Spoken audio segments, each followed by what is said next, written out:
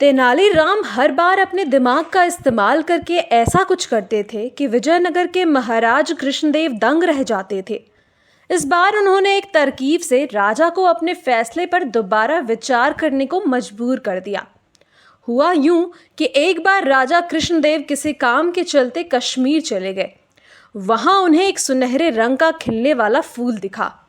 वो फूल महाराज को इतना पसंद आया कि वो अपने राज्य विजयनगर लौटते समय उसका एक पौधा अपने साथ लेकर आ गए। महल पहुंचते ही उन्होंने माली को बुलाया।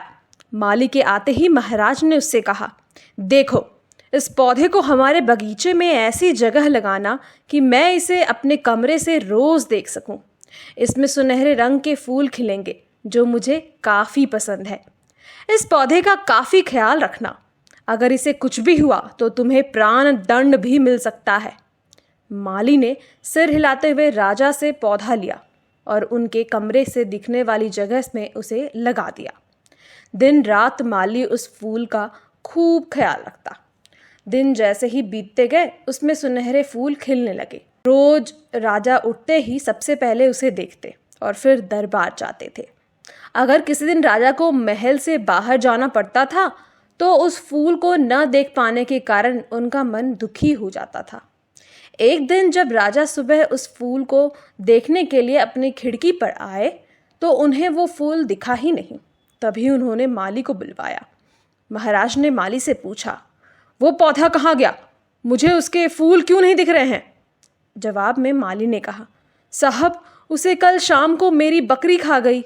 इस बात को सुनते ही उनका गुस्सा 7वें आसमान पर पहुंच गया।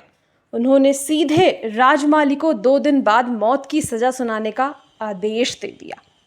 तभी वहां सैनिक आए और उसे जेल में डाल दिया। माली की पत्नी को जैसे ही इस बारे में पता चला वो दरबार में राजा से फरियाद करने पहुंची। गुस्से में महाराज ने उसकी एक बात भी न सुनी। रोते रोते वो दरबार से जाने लगी।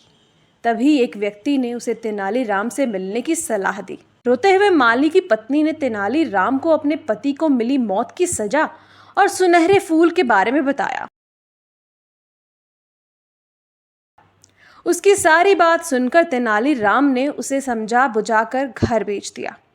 अगले दिन गुस्से में माली की पत्नी उस सुनहरा फूल खाने वाली बकरी को चौराहे में ले जाकर डंडे से पीटने लगती है। ऐसा करते करते बकरी अधमरी हो गई।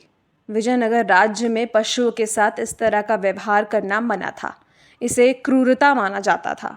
इसलिए कुछ लोगों ने माली की पत्नी की इस हरकत की शिकायत नगर कोतवाल में कर दी। सारा मामला जानने के बाद नगर कोतवाल के सिपाहियों को पता चला कि यह सब माली को मिले दंड की वजह से वो गुस्से में कर रही है। यह जानते ही सिपाही इस मामले को लेकर दरबार पहुंच गए। महाराज कृष्णराज ने पूछा कि तुम एक जानवर के साथ इतना बुरा व्यवहार कैसे कर सकती हो? ऐसी बकरी जिसके कारण मेरा पूरा घर उजड़ जाए, मैं विधवा होने वाली हूँ और मेरे बच्चे अनाथ होने वाले हैं, उस बकरी के साथ कैसा व्यवहार करूं? महाराज, माली की पत्नी ने जवाब दिया। राजा कृष्णराज ने कहा, तुम्हारी बात का मतलब मैं समझ नहीं पाया। ये बेजुबान जानवर तुम्हारा घर कैसे उजाड़ सकता है? उसने बताया, साहब, यह वही बकरी है जिसने आपके सुनहरे पौधे को खा लिया था। इसकी वजह से आपने मेरे पति को मौत की सजा सुना दी।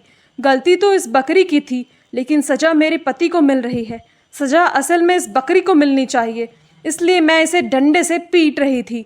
अब महाराज को यह बात समझ आई कि गलती माली की नहीं बल्कि बकरी की थी। यह समझते ही उन्होंने माली की पत्नी से पूछा कि तुम्हारे पास इतनी बुद्धि कैसे आई कि इस तरह से मेरी गलती के बारे में समझा सको?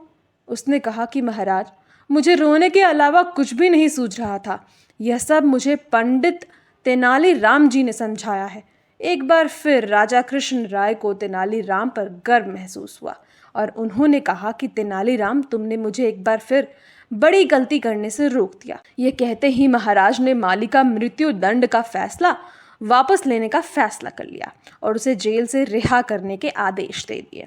साथ ही तेनालीराम को उनकी बुद्धि के लिए 50,000 स्वर्ण मुद्राएं उपहार के रूप में दी। कहानी से सीख, समय से पहले कभी भी हार नहीं माननी चाहिए। कोशिश करने से बड़ी मुसीबत से निपटा जा सकता है।